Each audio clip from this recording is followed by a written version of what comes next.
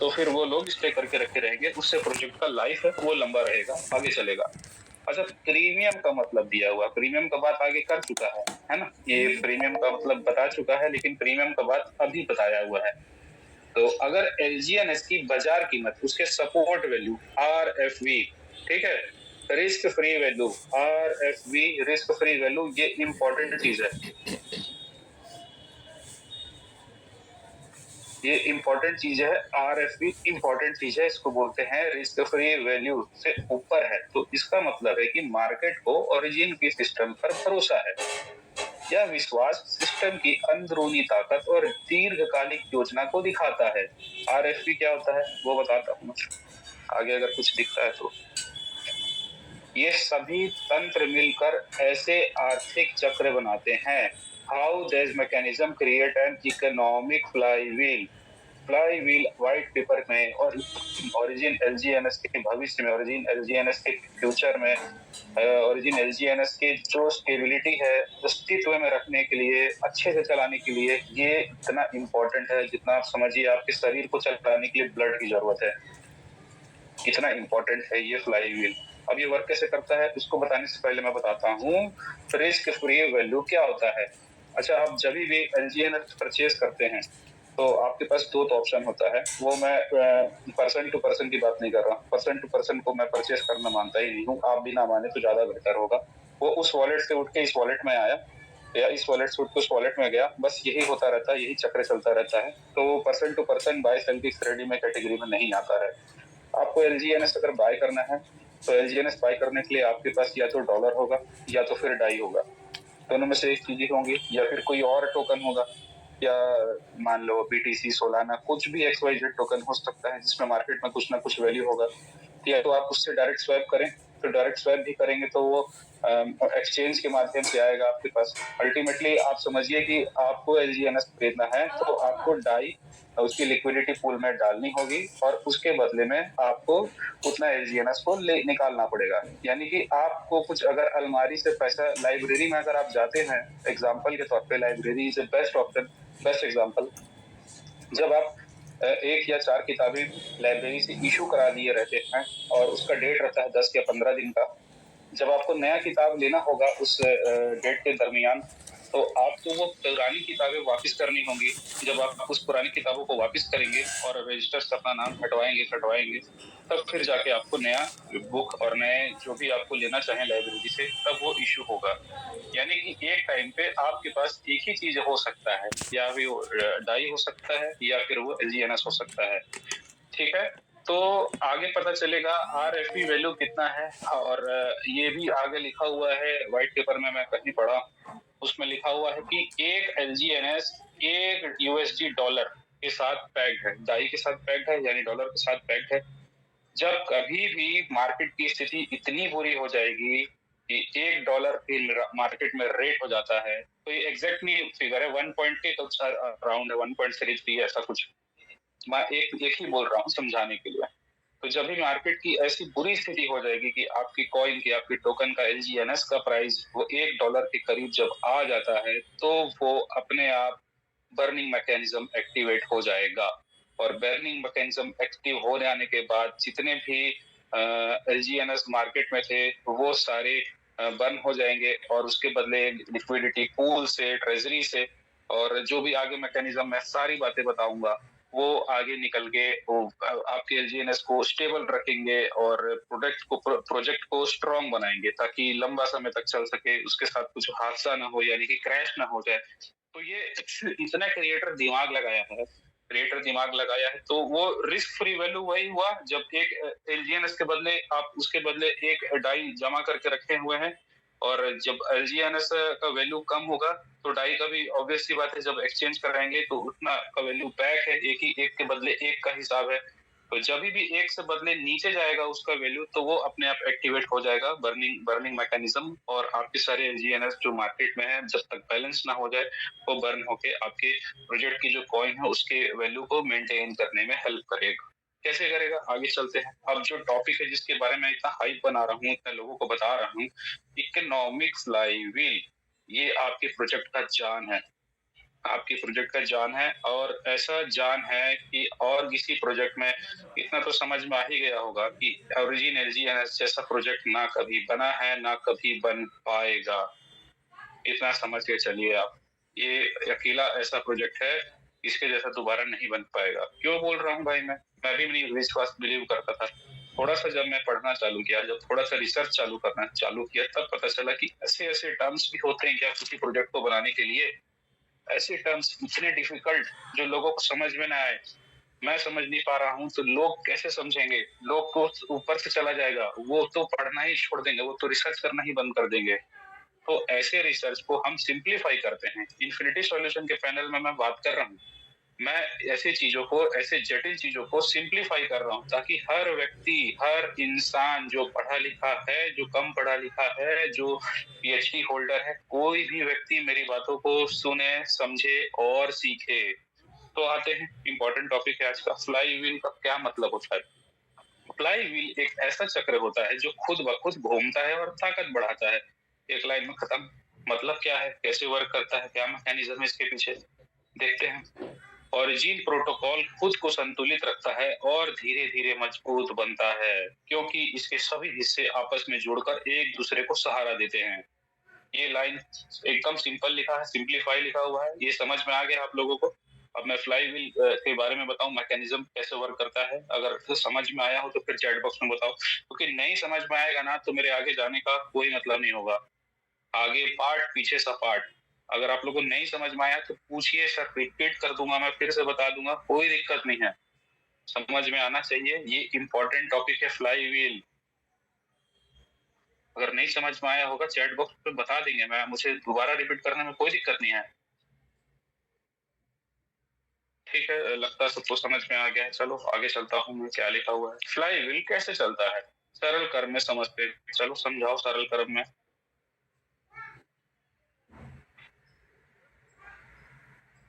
सबसे पहले टोकन की सप्लाई बढ़ती है, ऑब्वियस सी बात है, टोकन की सप्लाई बढ़ेगी, लोग बहुत ज्यादा स्टेक करेंगे और बहुत ज्यादा लोग के पास टोकन मार्केट में अवेलेबल होगा, तो उसकी कीमतें गिरेगी।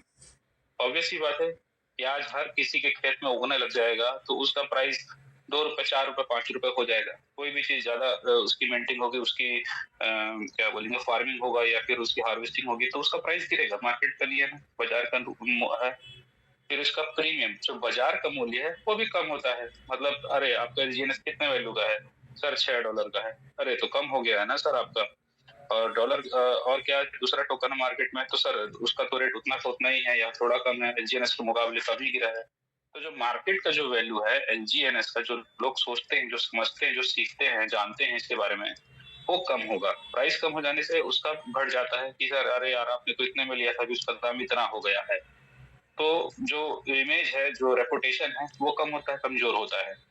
ठीक है, फिर प्राइस कम हुआ, अब क्या करेगा व्हील, जो फ्लाई व्हील है वो क्या करेगा, जब कीमत फिर से आरएफवी के करीब पहुंचती है ना, आरएफवी जो मैंने बताया, मतलब समझिए $1 के करीब, $1 के करीब पहुंचता है। और ये आरएफवी हो सकता है कि 2-3 जगह अप्लाई हो, $4 में भी हो सकता है, $3 में भी हो सकता है, $1 में तो है ही। $1 के साथ, एक डाई के साथ पेयर्ड है आपका एसएलजीएनएस, एलजीएनएस, ये तो मालूम होगा, सभी लोगों को मालूम होगा, इतने दिन से जो जान रहे हैं, सीख रहे हैं।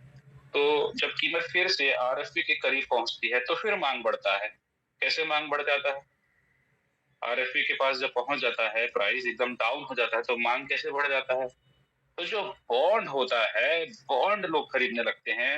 वो एलपी बॉन्ड हुआ, वो स्टेबल बॉन्ड हुआ, या बॉन्ड के रूप में लोग खरीदने लगते हैं। तो एलजीएनएस क्या होता है, बॉन्ड। बॉन्ड को खरीदने से आपको सबको मालूम है कि आपका एलजीएनएस स्टेक हो जाता है 600 डेज के लिए, 300 डेज के लिए। और बॉन्ड क्यों खरीदते हैं वो भी बताऊंगा मैं। एपीवाई फिर बढ़ता है, जब बॉन्ड स्टेक होता है तो फिर एपीवाई बढ़ता है। फिर जब एपीवाई बढ़ने लगता है तो लोग समझते हैं कि नहीं नहीं, अभी ज्यादा फायदा फिर मिलना चालू हो गया है, तो रुकते हैं, बेचते नहीं है। लोगों की साइकोलॉजी यही है, जब तक ज्यादा फायदा मिलेगा तब तक रुके रहेंगे, फायदा कम मिलने लगेगा तो छोड़ेंगे, स्विच करेंगे, दूसरे प्रोजेक्ट में जाएंगे। तो इसलिए ये इनका तरीका है एपीवाई को फिर से बढ़ाने का।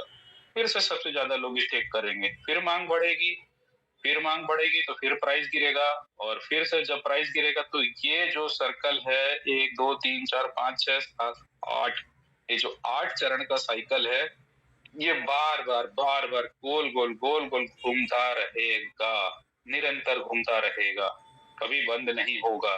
अभी भी चल रहा है, आगे भी चलता रहेगा, हमेशा चलेगा। जब तक प्रोजेक्ट की जान है, प्रोजेक्ट में जान है, तब तक चलता रहेगा।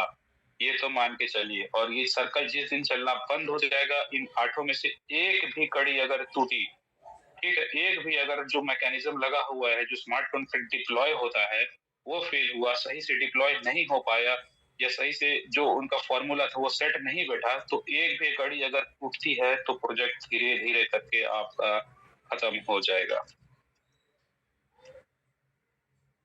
एपीवाई इनाम इनाम बढ़ता है। अरे सर, जब स्टेक करेंगे लोग तो ऑब्वियस सी बात है एपीवाई फिर बढ़ने लग जाएगा। जब 600 डेज का जब लोग एलपी बॉन्ड खरीद के स्टेक ले लेंगे, तो एपीवाई जो रहता है वो बढ़ेगा। ज्यादा लोग स्टेक करेंगे बॉन्ड खरीद के। तो अब आगे चलते हैं। ये चक्र इतना आसान नहीं समझना, इसका सिंप्लीफाई और अच्छे से किया जाएगा। देखता हूँ मैं आगे, अगर समय मिलता है तो करता हूँ और आगे जाता हूँ।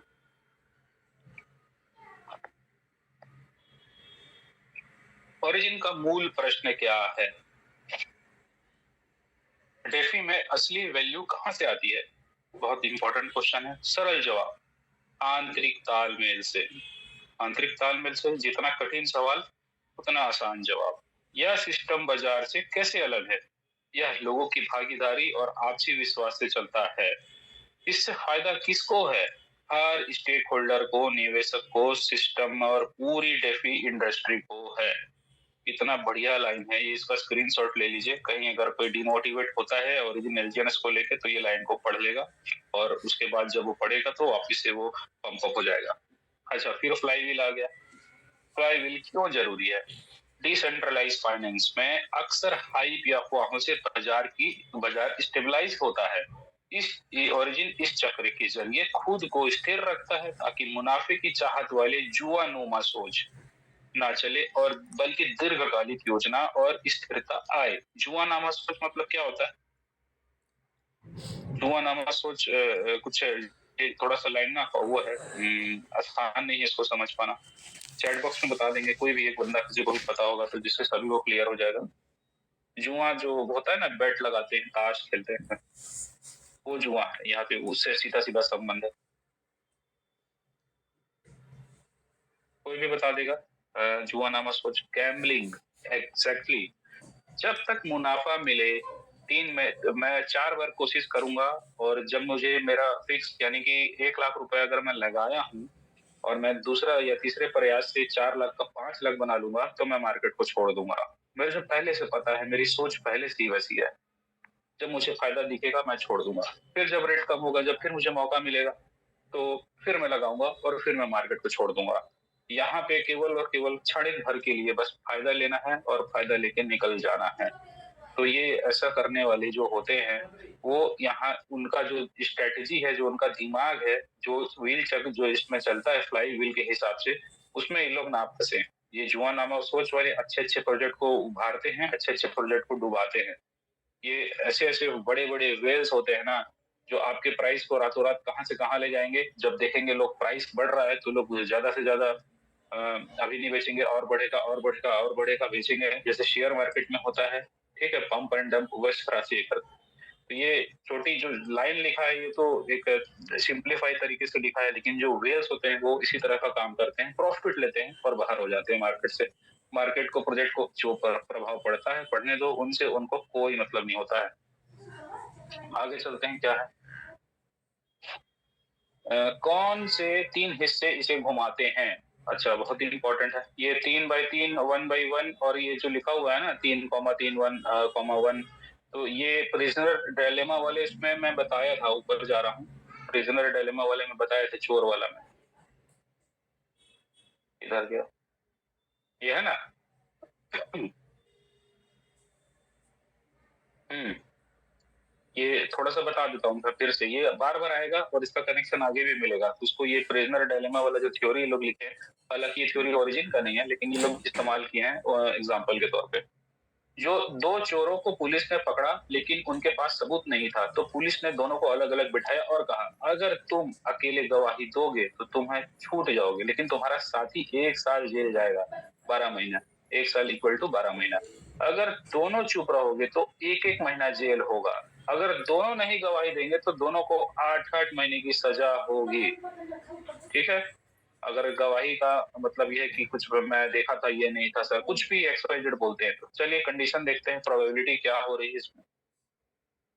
टेबल फैसले का सर, खिलाड़ी एक अगर चुप-चुप रहता है तो -1 1 महीने दोनों में दोनों बाहर हो जाते हैं, दोनों छूट जाते हैं। उसमें रहेंगे, लोग ट्रायल में रहेंगे या जो भी समझिए, सजा तो हुआ नहीं, प्रूव हुआ नहीं, ठीक है? फिर एक बोलता है और एक चुप रहता है, तो एक को 12, यहाँ पे अगर एक कंडीशन होता है एलजीएनएस में, तो हमारा एलजीएनएस जो प्रोजेक्ट है वो कोई भी प्रोजेक्ट फेल हो जाएगा। ठीक है? विन-विन सिचुएशन तो किसके लिए हुआ? पुलिस के लिए हुआ। अगर एक चुप है और दूसरा कबूल लिया तो 12 महीने का उसमें हुआ, और दूसरा कबूल लिया है तो ये दोनों कंडीशन में होगा।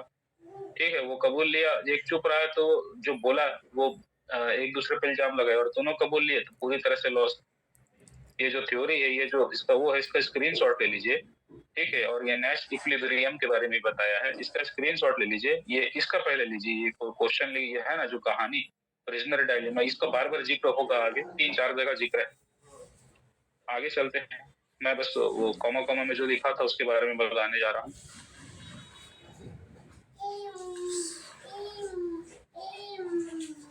कौन से हिस्से से घुमाते हैं? फ्लाईव्हील की बात हो रही है।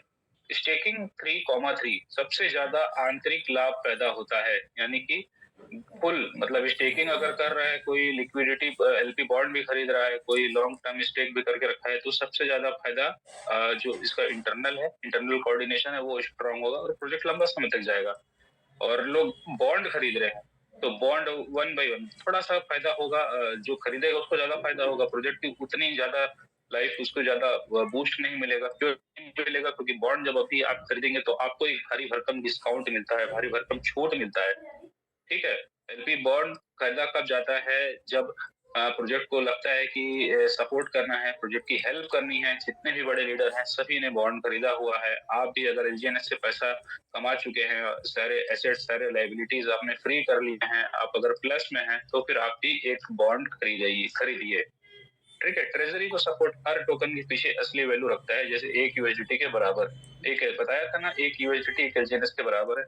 तो ये हिस्सा है, ये इसे घुमाते हैं, ये व्हील चक्र को घुमाते हैं। अगर मैं इसको सिंप्लीफाई करूंगा तो ये चारों चीजें आपकी प्रोजेक्ट को लंबे समय तक करने के लिए बहुत जरूरी है। पहला स्टेक करिए लंबे समय के लिए, बॉन्ड्स को खरीदिए, और ट्रेजरी को सपोर्ट देने के लिए person to person buy sell मत कीजिए, आप सीधा डाई और यूएसडीटी से आप एक्सचेंज कीजिए। ये तीनों मिलकर एक स्वस्थ डेफी अर्थव्यवस्था बनाते हैं। हाँ, जहाँ बाजार की उथल-पुथल से बचा जा सके और लंबे समय तक फायदा हो।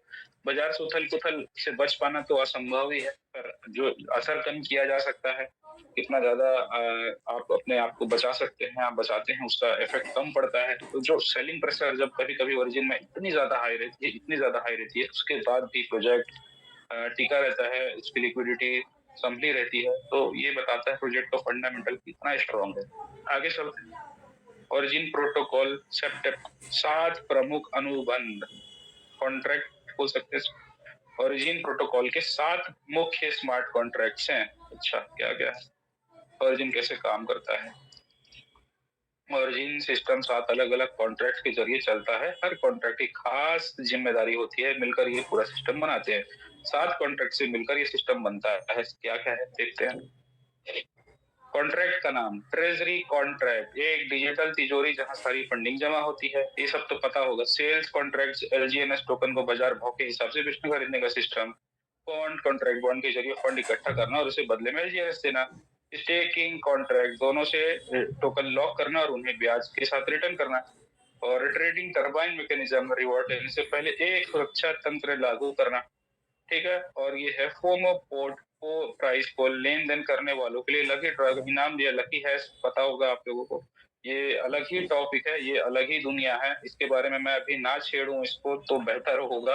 ये एक अपने आप में एक अलग सेशन है, अलग ही थ्योरी है। फोमो पोर्ट प्राइस को इतना समझिए, जो लकी हैश मिलता है वो है, उसी के बारे में बातें हैं। और anonymous stable coin issuance contract, गुप्त मुद्रा स्टेबल ए को बनाना बिना किसी की पहचान बताए। ठीक है, कौन कितना बना लिया, कितना किसके वॉलेट में कितना है, तो शुरू से ही गोपनीयता है। लेकिन स्टेबल कॉइन ए भी बना रहे हैं तो भी वो प्राइवेट है और सिक्योर है।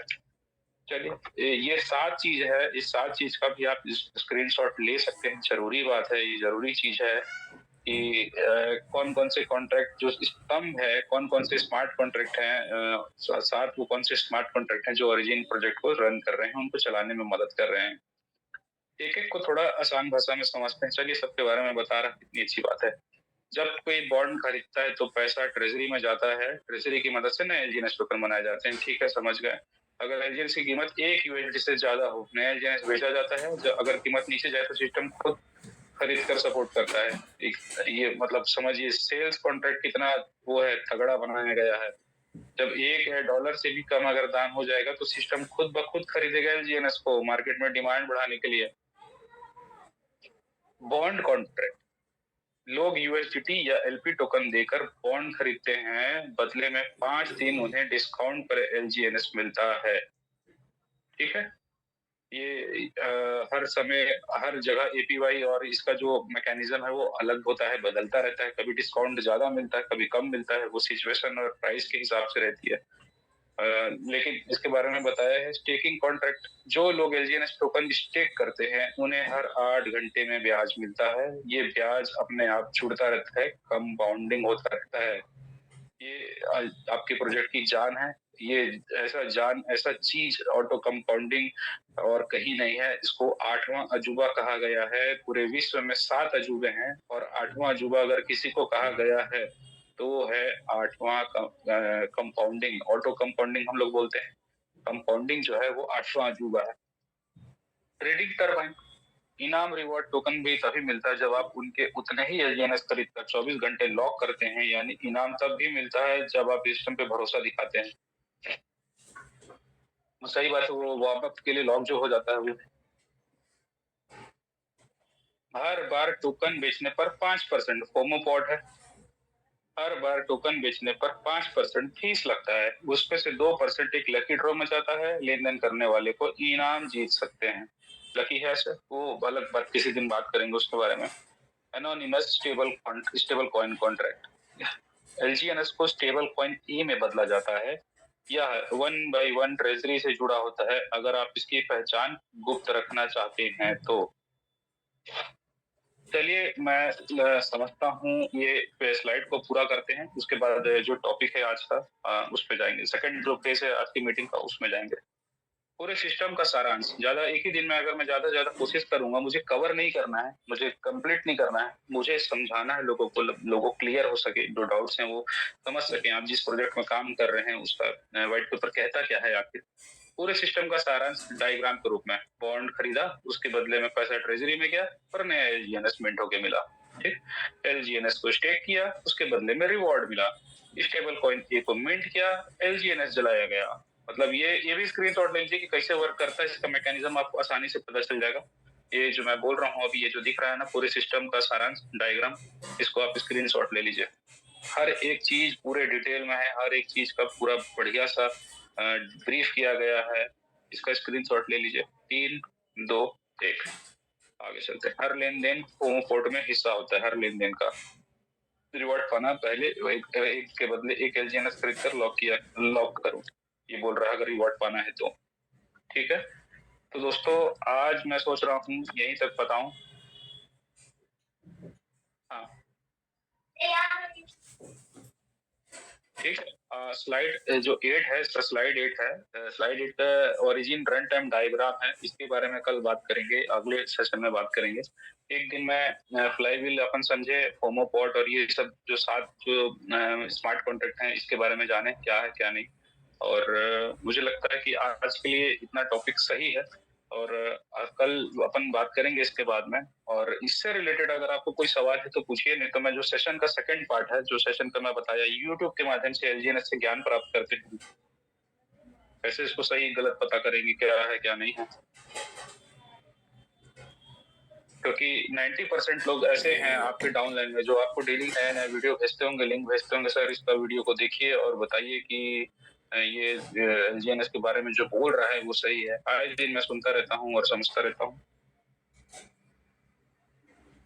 ठीक है, तो अगर किसी को कोई डाउट हो तो पूछ लीजिए। ये व्हाइट पेपर जो आज मैं बताया फ्लाई व्हील और ये सब के बारे में, और नहीं होगा डाउट तो फिर मैं सेशन जो अगला पार्ट है मेरे सेशन का उसके उसके तरफ जाऊँ मैं। जैसा बोलेंगे आप लोग चैट बॉक्स में प्लीज बताइए, एक्टिव रहिए, थोड़ा सा बताइए कि क्या करना है क्या नहीं। सब इंकरेज कीजिए, कोऑपरेट कीजिए मेरे साथ।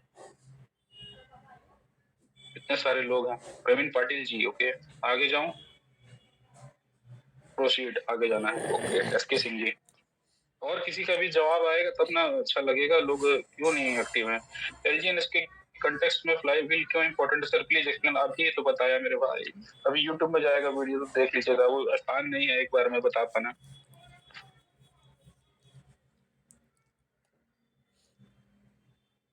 अभी case, okay sir, okay sir, yes. आगे चलता हूँ, जो सेकंड पार्ट है जो, चलिए चलते हैं। आपकी जो डाउनलाइन वाले यहाँ पे बुक मार्क बना देता हूँ मैं, 6वां स्लाइड से आगे बताना है मुझे। 6 स्लाइड से मैं कल बात करूंगा, ठीक है? तो चलता हूँ मैं सीधा यूट्यूब पे चलता हूँ, कहीं नहीं जाऊंगा। इन्फिनिटी सॉल्यूशन का ये खोला हुआ है, मैं आ जाता हूँ ओरियन कार्ड्रिक में, यहाँ पे खोलता हूँ यूट्यूब। मेरा स्क्रीन शेयर हो रहा है ना नंदलाल जी? हाँ हो रहा है। जी सर क्लियर है। देखिए कोई भी यूट्यूब खोलता है आदमी तो कुछ ना कुछ आता है, ये सब जो आ रहा है ये लॉगिन है। तो सबसे पहले मैं सर्च करूंगा यहाँ पे ओरिजिन एलजीएनएस, लोग क्या बता रहे हैं। ओरिजिन एलजीएनएस कॉइन रिव्यू, ठीक है। Origin एलजीएनएस latest news smart contract, मतलब समझ लीजिए ये लोग ठीक ठाक हैं। ये 8,000 व्यू है, 19,000 व्यू है, 11,000 व्यू है। और ये ओरिजिन एलजीएनएस यूएक्स यूबिट है, तो आप यूएक्स यूबिट के बारे में कंपैरिजन कर रहा था, तब समझ लीजिए वो लोग चले गए मार्केट से। यूवीसी क्लोज एलजीएनएस यूएक्स, ठीक है। और लॉन्ग वीडियो में आते हैं। LGNS coin latest update, real truth behind the 86.9 score, origin RWA news explained।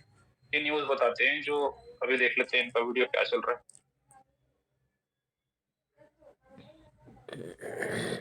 एक मिनट में स्क्रीन शेयर हुआ तो उसमें आवाज नहीं जा रहा होगा, मैं फिर से स्टॉप करके स्क्रीन शेयर कर रहा हूँ। आवाज नहीं है सर। हाँ हाँ मैं कर रहा हूँ।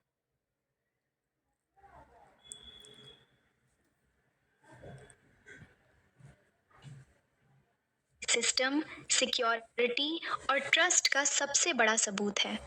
आज मार्केट में शोर बहुत, ठीक है। हम वीडियो से ज्यादा कमेंट में विश्वास करते हैं। किसी भी वीडियो में अगर कमेंट डिसेबल्ड है, कमेंट ऑफ है, तो आप समझिए वो सामने वाला स्कैमर है, आपको झूठ बोल रहा है, आपको भ्रमित कर रहा है। कमेंट में देखते हैं क्या, some news love origin always love you Nikki ji, ठीक है। Thank you sir for this video, बहुत अच्छा वीडियो।